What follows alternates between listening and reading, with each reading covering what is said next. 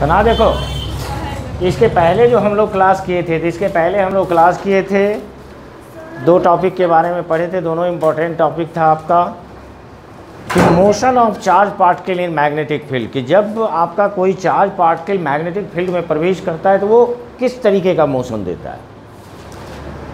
तो जो भी नहीं देखे हैं उसको भी अच्छी तरीके से देख लीजिए। इसके पहले मतलब कि परसों सैटरडे वाला क्लास में वही हुआ है। और इसके बाद उसमें आपका एक इम्पॉर्टेंट क्वेश्चन था, थ्योरेटिकल क्वेश्चन, जो आपका था साइक्लोट्रॉन।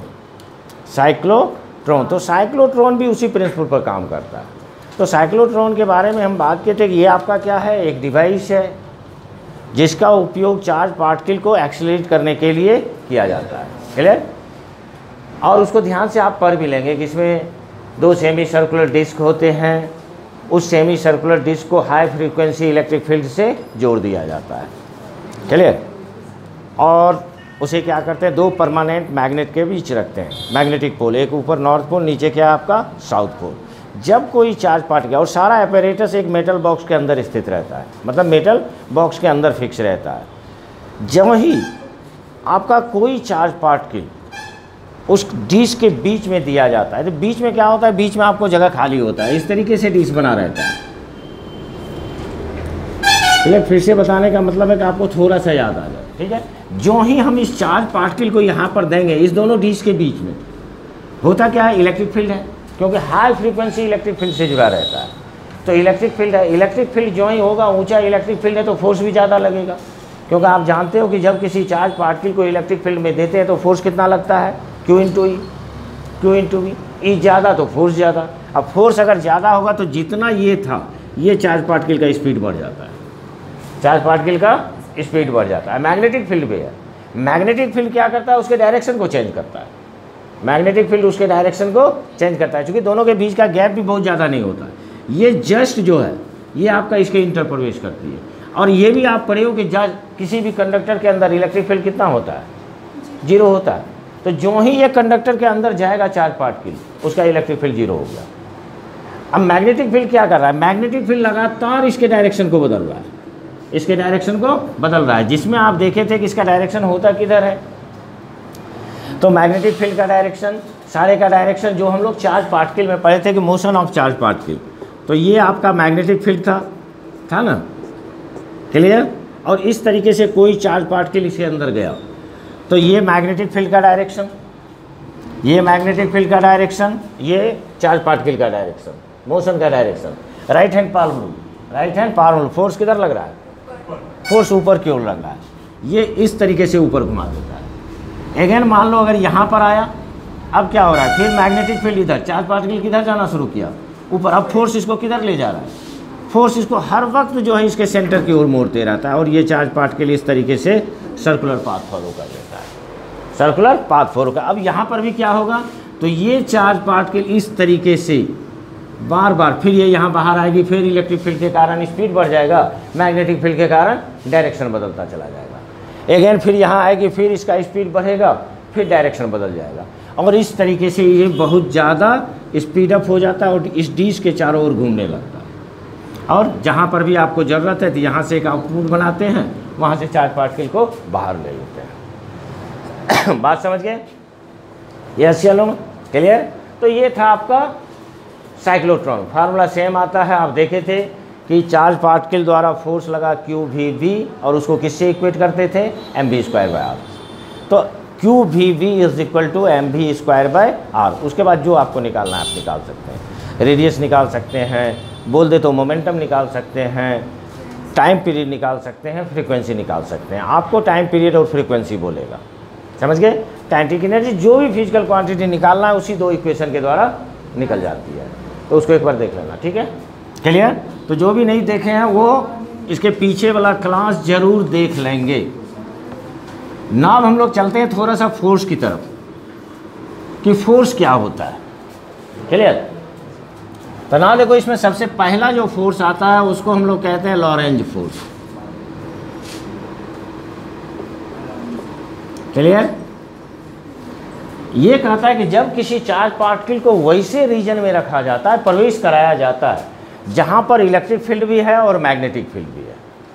तो इलेक्ट्रिक फील्ड और मैग्नेटिक फील्ड अगर दोनों है तो क्या होगा, वह चार्ज पार्टिकल दोनों फील्ड के द्वारा फोर्स एक्सपीरियंस करेगा। मतलब दोनों चार्ज पार्टिकल उस पर फोर्स लगाएगा, इलेक्ट्रिक फील्ड भी उस पर फोर्स लगाएगा और मैग्नेटिक फील्ड भी फोर्स लगाएगा। और आप जानते हो कि इलेक्ट्रिक फील्ड कितना फोर्स लगाता है, F बराबर QE। चलिए, अब मैग्नेटिक फील्ड भी फोर्स लगा रहा है, तो मैग्नेटिक फील्ड कितना फोर्स लगाता है, तो ये आप पढ़े हो Q V cross B, V cross B direction के अनुसार, तो QV भी साइन थीटा पढ़े थे। तो ये इलेक्ट्रिक फील्ड फोर्स लगाया और ये मैग्नेटिक फील्ड फोर्स लगाया, दोनों फोर्स के कॉम्बिनेशन को लॉरेंज फोर्स कहते हैं। दोनों फोर्स के कॉम्बिनेशन को लॉरेंज फोर्स कहते हैं। बात समझ गए। तो ये कहता है when A charge particle, when A charge particle enters, charge particle enters into the region in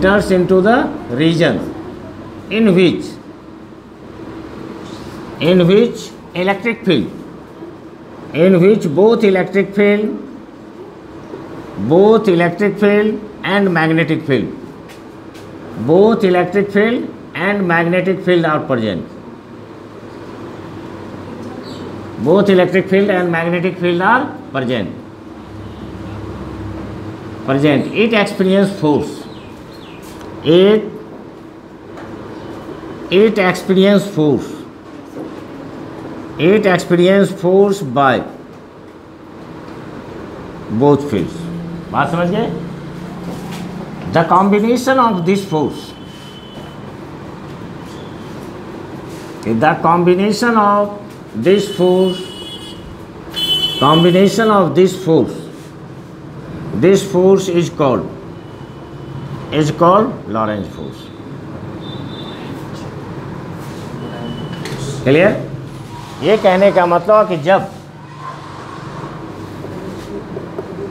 जब कोई आवेशीय कण वैसे क्षेत्र में प्रवेश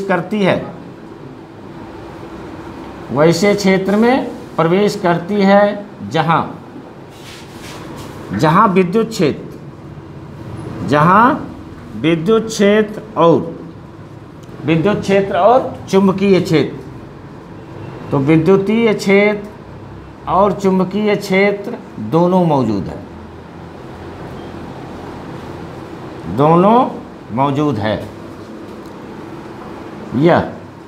यह दोनों क्षेत्र के द्वारा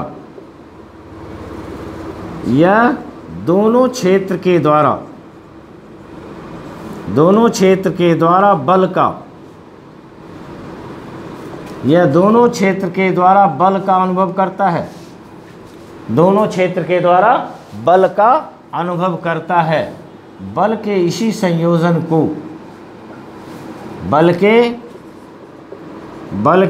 संयोजन को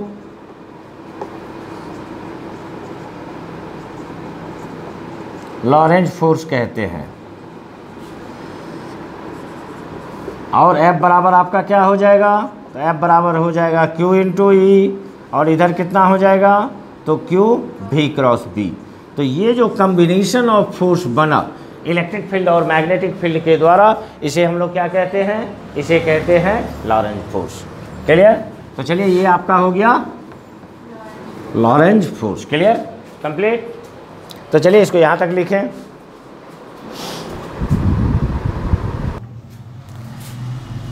तो ना देखिए, अब हम लोग देख रहे हैं कि force in the magnetic field of current carrying conductor. कहने का मतलब ये हुआ कि जब किसी वैसा कंडक्टर जिसमें करंट फ्लो कर रहा है, उसे जब हम मैग्नेटिक फील्ड में रखते हैं तो उस पर कितना फोर्स लगता है। क्लियर। तो ना देखो, ये आपका एक कंडक्टर है, ये आपका एक कंडक्टर हो गया, ये आपका हुआ इसका cross sectional area. Cross sectional area कितना है, 1। इस कंडक्टर का लेंथ कितना है, L, और इसमें करंट आपका फ्लो कर रहा है I। तो ये आपका करंट फ्लो कर रहा है। क्लियर। अब यहाँ पर देखो, तो ये आपका मैग्नेटिक फील्ड का डायरेक्शन, ये कौन सा डायरेक्शन दिया हुआ है, करंट का डायरेक्शन। तो फोर्स किधर लगेगा, ये यहाँ पर, ये आपका करंट है, फोर्स किधर लगेगा। हम लोग देखिए, हम लोग लेफ्ट हैंड रूल पढ़े थे, Fleming left hand rule. Fleming left hand rule क्या कहता है हमें कि ये फिंगर, इसको 4 फिंगर कहते हैं, तो 4 फिंगर किधर रहना चाहिए, मैग्नेटिक फील्ड के डायरेक्शन में, ये आपका करंट के डायरेक्शन में, तो ये क्या देता है, थंब आपको फोर्स देता है। ये देखो, ये आपका मैग्नेटिक फील्ड का डायरेक्शन है, क्लियर, ये करंट का डायरेक्शन है, फोर्स किधर लग रहा है, इस तरीके से आउटवर्ड, क्लियर। तो चलिए इसको हम लोग पेपर पे इस तरीके से दिखाते हैं, तो फोर्स आपका इस डायरेक्शन में लग रहा है, क्लियर, कहीं कोई दिक्कत नहीं। सारा पहले सारा फिजिकल क्वांटिटी को आप मान लीजिए कि सारा फिजिकल क्वांटिटी है क्या, तो आई क्या है आपका, करंट, तो आई आपका है करंट फ्लोइंग थ्रू कंडक्टर, तो ये आपका हो जाएगा करंट फ्लोइंग थ्रू, तो करंट फ्लोइंग थ्रू कंडक्टर। इसका मतलब क्या हुआ, इसका मतलब हुआ आपका चालक से प्रवाहित, कि चालक से प्रवाहित धारा, क्लियर। ये आपका क्या है, इसको हम लोग कहते हैं cross sectional area. Cross sectional area का हिंदी क्या होता है, अनुप्रस्थ काट क्षेत्रफल, अनुप्रस्थ काट क्षेत्रफल। ये देखो, तो एल क्या होगा, एल आपका होगा लेंथ ऑफ कंडक्टर, चालक की लंबाई, यस या नो। तो ये आपका बन गया, या cross sectional area of conductor भी डाल सकते हैं, कि मतलब चालक के अनुप्रस्थ काट क्षेत्रफल। लेंथ ऑफ क्या हुआ, length of conductor, length of conductor का मतलब चालक की लंबाई, बात समझ गए। और बी क्या है आपका, बी है आपका मैग्नेटिक फील्ड, क्लियर। तो मैग्नेटिक फील्ड चुंबकीय क्षेत्र। अब देखो, एक रिलेशन हम लोग पढ़े थे करंट इलेक्ट्रिसिटी में, आई और वी डी के बीच क्या रिलेशन होता है, relation between I and V D हम लोग पहले से पढ़े हुए हैं करंट इलेक्ट्रिसिटी में। जब हम लोग विद्युत धारा पढ़ते थे तो उसमें निकाले हुए ड्रिफ्ट वेलोसिटी पढ़ने के जस्ट बाद हम लोग निकाले थे कि करंट और ड्रिफ्ट वेलोसिटी के साथ क्या रिलेशन होता है। तो क्या रिलेशन होता है, तो ये आपका होता था I is equal to N A E V D. अब गौर से देना, I करंट है, N क्या है, number of electrons per unit volume, प्रति एकांक आयतन में इलेक्ट्रॉन की संख्या, ए क्या था, एरिया, ई क्या था, charge of electron, V D क्या था, ड्रिफ्ट वेलोसिटी, वी डी क्या था, ड्रिफ्ट वेलोसिटी। चूंकि देखो यहाँ पर आई करंट, करंट क्या है, स्केलर क्वांटिटी है, स्केलर क्वांटिटी है, लेकिन जब इसे हम लेंथ से मल्टीप्लाई कर देते हैं तो ये क्या बन जाता है, वेक्टर क्वांटिटी बन जाता है। तो आई को हमने लेंथ से, आप बार्ट-शेवर्ट लॉ में लिखें कि the product of current and length of conductor is called current element. उसे क्या कहते हैं, उसे करंट एलिमेंट कहते हैं, और करंट एलिमेंट वेक्टर क्वांटिटी है। तो लेंथ से हमने इधर भी मल्टीप्लाई किया, चलिए लेंथ से इधर भी मल्टीप्लाई कर देते हैं, कोई दिक्कत नहीं। लेकिन अब देखो, करंट अगर उस डायरेक्शन में जा रही है तो इलेक्ट्रॉन किस वेलोसिटी से चल रही है, ड्रिफ्ट वेलोसिटी, किस डायरेक्शन में, अपोजिट डायरेक्शन में। करंट का ये डायरेक्शन आपको मिला, तो ये आपका करंट का डायरेक्शन है, और ये किसका डायरेक्शन है, बी डी, मतलब इलेक्ट्रॉन किधर चलता है, करंट के अपोजिट डायरेक्शन में चलता है। तो दोनों अपोजिट डायरेक्शन में चलता है, इसके लिए यहाँ पर क्या आ गया, माइनस।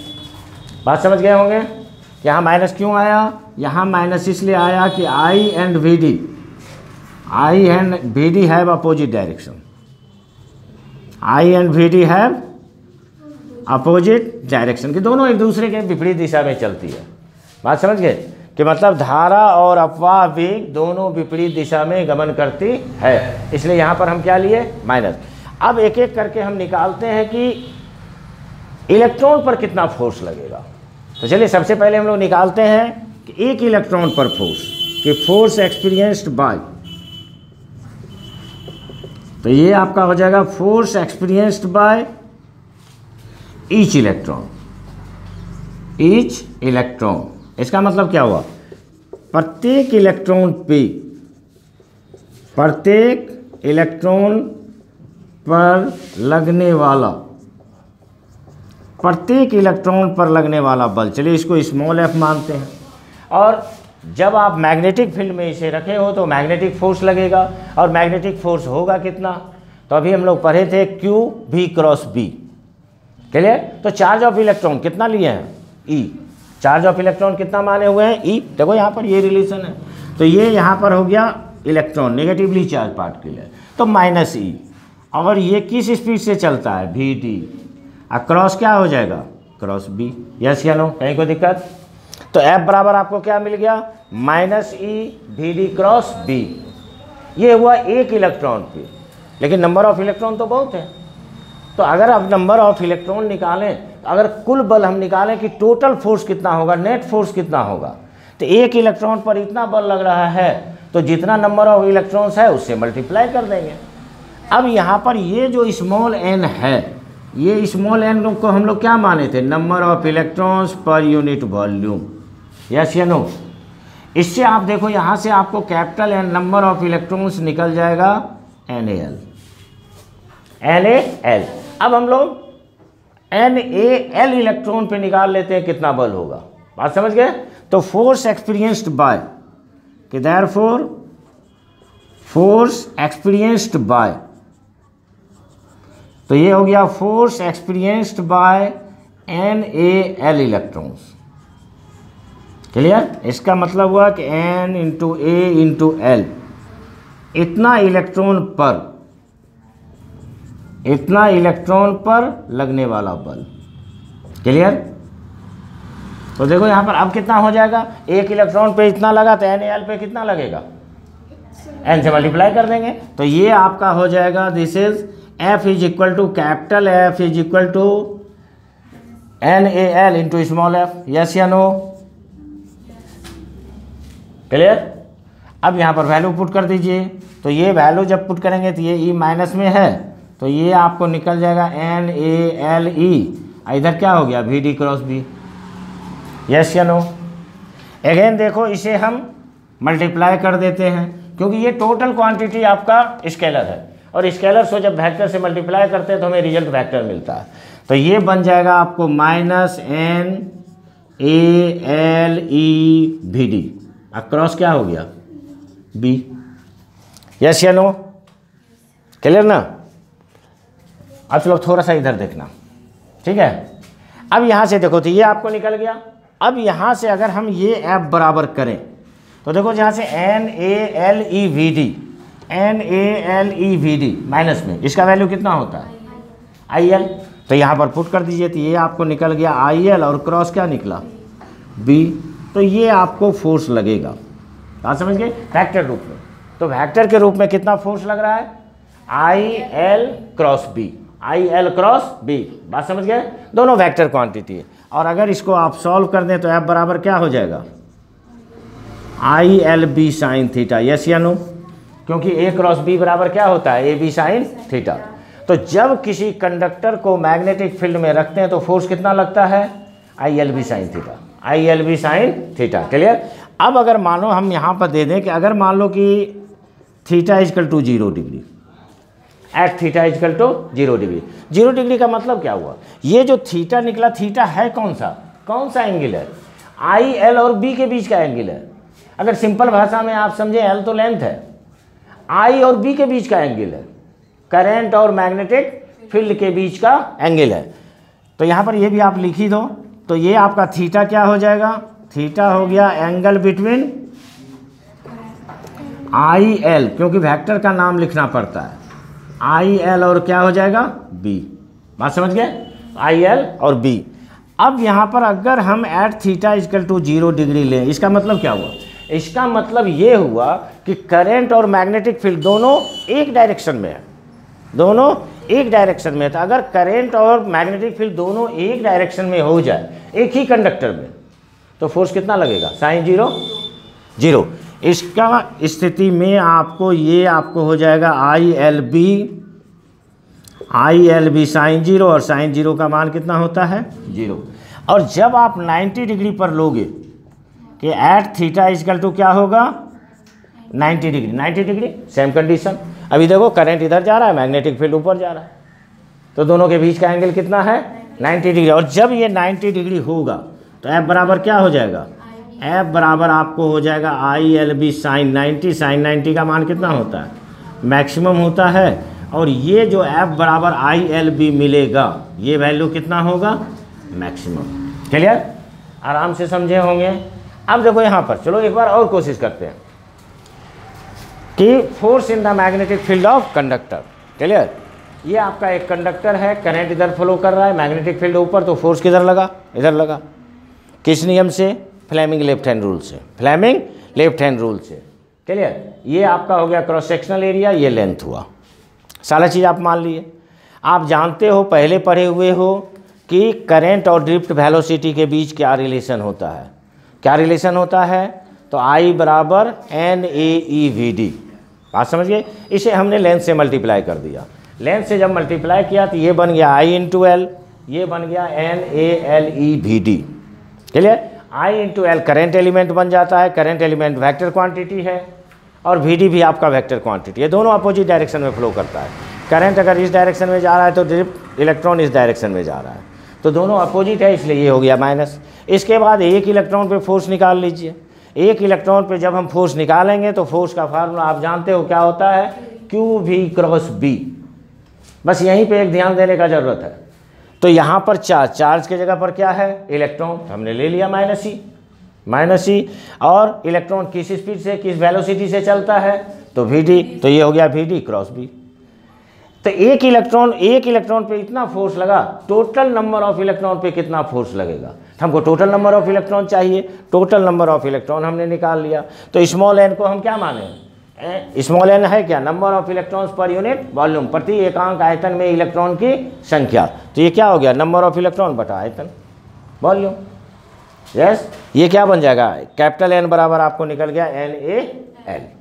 तो इतना इलेक्ट्रॉन पर कितना फोर्स लगेगा, इतना इलेक्ट्रॉन पे minus NaLE VD cross B। तो minus NaLE VD cross B, ये टोटल जो क्वांटिटी है, ये टोटल क्वांटिटी कितना है, I इंटू एल के बराबर है। I इंटू एल लिखिए तो I into L cross B, A cross B A B sine theta, तो IL क्रॉस B का मतलब IL भी साइन थीटा, IL भी साइन थीटा। ऑब्जेक्टिव में वेक्टर रूप पे पूछ सकता है। ऑब्जेक्टिव क्वेश्चन में, MCQ क्वेश्चन में आपको वेक्टर रूप भी पूछ देता है कि डायरेक्ट क्या होगा। तो अगर वेक्टर रूप बोलता है तो F बराबर होगा IL cross B, IL cross B, B cross IL नहीं, B क्रॉस IL नहीं। अगर वो उल्टा करते हैं तो माइनस चिन्ह आता है, क्योंकि A cross B minus B cross A के बराबर होता है। बात समझ गए? तो ये आपका हो गया। अब अगर देखो थीटा क्या है, तो IL और B के बीच का एंगल है। क्लियर? तो IL और B के बीच का एंगल है। अब 0 डिग्री पर अगर लेते हैं तो फोर्स 0 हो जाती है, और अगर 90 डिग्री पर लेते हैं तो फोर्स क्या होता है, फोर्स आपका मैक्सिमम होता है। क्लियर?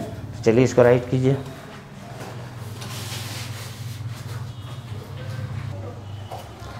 तो ना देखो, अब हमारे पास टॉपिक है कि force between two parallel wire carrying different current. बात समझ गए कि दो कंडक्टर के बीच फोर्स, कितना फोर्स लगेगा जब उसमें डिफरेंट करंट फ्लो कर रही है, मतलब अलग अलग करंट फ्लो कर रही है।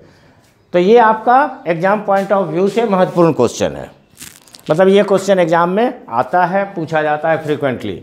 अब यहाँ से देखो आप, ये हम यहाँ पर दो कंडक्टर लिए। चलिए, ये पहला कंडक्टर है जिसमें करंट कितना फ्लो कर रहा है, I। ये B दूसरा कंडक्टर है, इसमें करंट फ्लो कर रहा है I2, I1 और I2।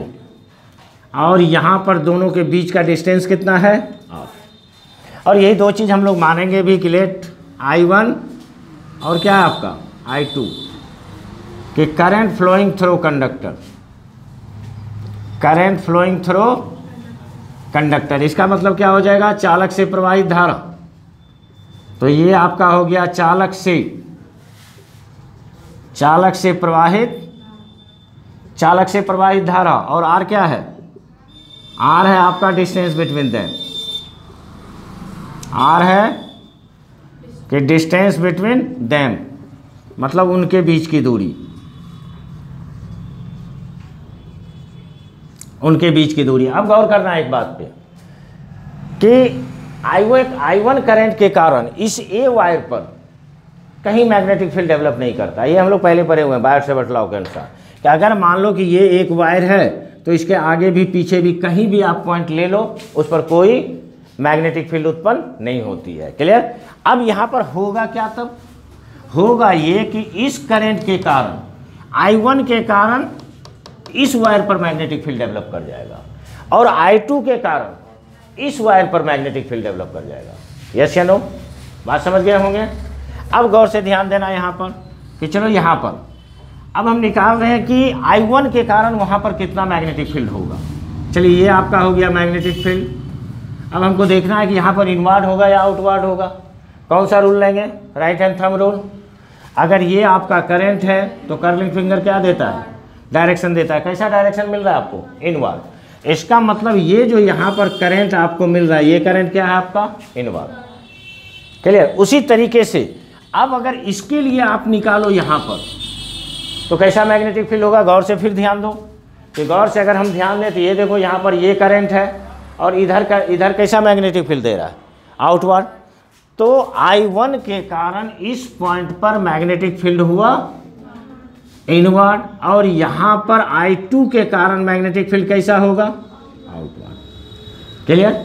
अब हम देखते हैं फोर्स कि यहाँ पर मैग्नेटिक फील्ड कितना हो गया? डेवलप कर गया। कितना मैग्नेटिक फील्ड हुआ? तो चलिए B1, क्योंकि पहले वायर के कारण हुआ है। यहाँ पर मैग्नेटिक फील्ड कितना हुआ? B2, ये दूसरे के कारण हुआ है। अब ये फोर्स कितना एक्सपीरियंस करेगा और उसका डायरेक्शन कितना होगा? अभी जस्ट हम लोग पढ़े हैं कि करंट कैरिंग कंडक्टर पर कितना फोर्स लगता है?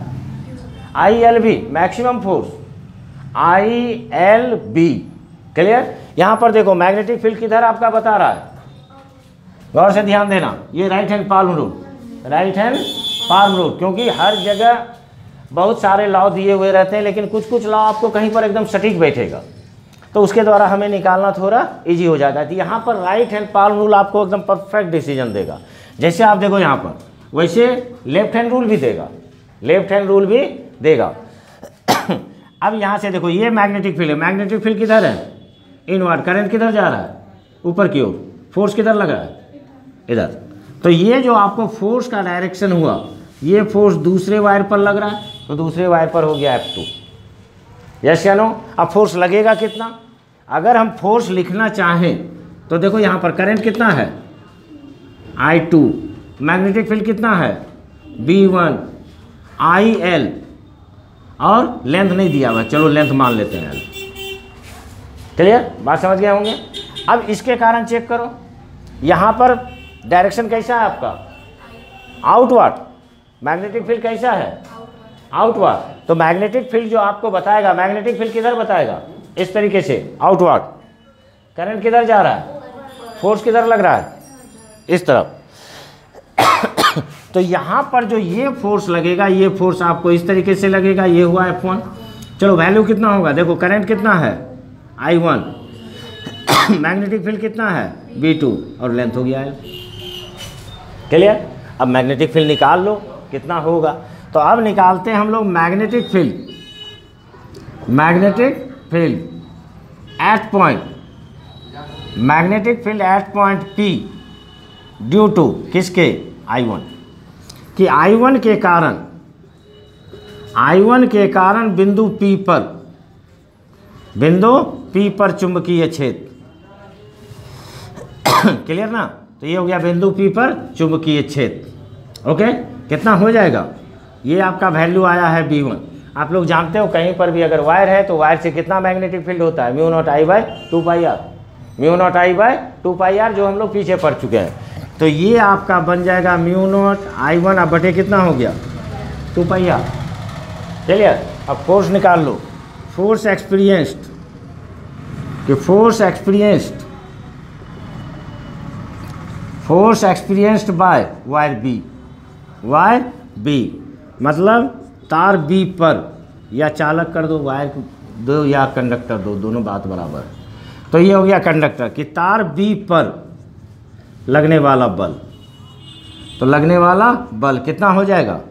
ये आप निकाले हो F2 बराबर क्या होगा? तो F2 बराबर आपका हो गया, this is I2 into B1 into L। ये हो गया I1 का मान कितना निकला? μ0I1/2πr into L। यस या नो? अगेन इसको सॉल्व कर दें आप, तो ये हो गया μ0/2π, μ0/2π I1 इंटू I2/r इंटू क्या हो गया? L। फार्मूला को अच्छा बनाने के लिए हम लोग क्या करते हैं कि इसको 2 से ऊपर भी मल्टीप्लाई कर देते हैं, 2 से नीचे भी। तो ये आपका बन जाएगा μ0/4π ये हो गया 2I1 into I2 by R into L। Clear, कहीं कोई दिक्कत नहीं। अब आपको ये यहाँ पर F2 bye L, F2 bye L का मतलब क्या हो जाएगा कि फोर्स पर यूनिट लेंथ। तो फोर्स पर यूनिट लेंथ कितना निकल गया, mu naught by 4 pi 2I1 into I2, अब बटे क्या हो जाता है आप। इसको हम लोग क्या कहते हैं, फोर्स पर यूनिट लेंथ। कि फोर्स पर यूनिट लेंथ, इसका मतलब क्या हुआ, प्रति एकांक लंबाई पर, प्रति एकांक लंबाई पर लगने वाला बल, प्रति एकांक लंबाई पर लगने वाला बल। बात समझ गए। अब देखो यहाँ पर अगर हम ये F1 भी निकालेंगे तो वैल्यू सेम ही आएगा, कहीं कोई अंतर आने वाला नहीं है। तो ये आपका ये हो गया कि सेंस F1 बराबर क्या होता है F2, इसको हम ले सकते हैं F। यस या नो। अब डायरेक्ट यहाँ पर लिख दीजिए कि this is F by L is equal to क्या बन गया फार्मूला आपका, mu naught by 4 pi 2I1 into I2 बटे क्या हो गया और फिनिश। ये कहता है कि अगर आपका लाइक करंट है, लाइक करंट का मतलब समान करंट एक डायरेक्शन में अगर जा रहा है, तो लाइक करंट क्या कर रहा है, दोनों को अट्रैक्ट कर रहा है, अपनी ओर खींच रहा है। तो लाइक करंट क्या करता है, attract. And unlike current, and unlike current क्या होगा, unlike current repel each other, unlike current repel each other. इसका मतलब क्या हुआ, समान धारा एक दूसरे को आकर्षित करती है और असमान धारा एक दूसरे को विकर्षित करती है। क्लियर, बात समझ गए। तो ये आपका हो गया force between two parallel wire carrying different current. Clear, तो चलिए इसको लिखिए, आराम से समझ भी गए होंगे, बहुत बड़ी बात नहीं है, इजी है। क्लियर, ओके लिखिए। तो ओके, ये आप अच्छी तरीके से समझ गए होंगे। 2 टॉपिक 3 टॉपिक आज हम लोगों ने पढ़ा। एक था सबसे पहले लॉरेंज फोर्स, फिर हमने देखा कि जब किसी करंट कैरिंग कंडक्टर को मैग्नेटिक फील्ड में रखते हैं तो कितना फोर्स लगता है, और लास्ट टॉपिक हमने देखा कि 2 पैरेलल वायर जिसमें डिफरेंट करंट फ्लो कर रहे हैं तो उसके कारण कितना फोर्स लगता है। तो चलिए इसी तरीके से मन लगा के पढ़ते रहिए, सीखते रहिए और आगे बढ़ते रहिए। तो ये आपका एक प्यारा सा चैनल IPC फिजिक्स, और हम हैं मुकेश सर, हम हैं मुकेश सर। और जैसा कि हम आप लोग को पहले से इन्फॉर्मेशन दिए हुए हैं कि छठ पूजा समाप्त होने के बाद हम 10 ईयर सॉल्व पेपर भी इस YouTube पर अपलोड करेंगे, जिससे कि आपको एग्ज़ाम देने में बहुत ज़्यादा सहूलियत प्रदान हो और आप अच्छे मार्क्स प्राप्त कर सकें। तो चलिए इसी के साथ आज का क्लास समाप्त करते हैं। हम हैं मुकेश सर, जो नए हैं वो प्लीज़ सब्सक्राइब करें और चैनल को आगे बढ़ाएं। चलिए, तो चलिए, थैंक यू।